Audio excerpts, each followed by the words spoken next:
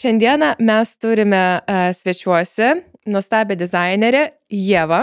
Tai prašom, Ieva, tave prisistatyti, papasakot apie save ir kokioje tu įmonėje dirbi, kuom užsiemi. Būtų labai smagu, manau, visiems sužinoti pradžiai.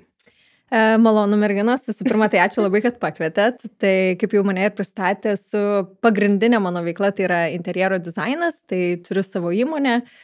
Darbuojuosi virš 4 metų ir dabar šalia interjero dizaino atsirado dar viena papildoma tema, kuri man yra visiškai neatsiejama mano darbe, tai feng shui. O, Tai labai visus įdomu. tos namus, kaip sakant, ne tik įdarbint patogiam gyvenimui, bet dar, kad ir jie būtų energetiškai pritaikyti harmoningui gyvenimui. Tai trumpai apie mane. Tai super, tai ačiū labai už gražų pristatymą. Tai paliksim Ievos kontaktus aprašyme, galėsite matyti, kreiptis, o mes toliau važiuojam. Ir nepamirštam sekti Turtas 365 ir paliksim Ievos Instagramą.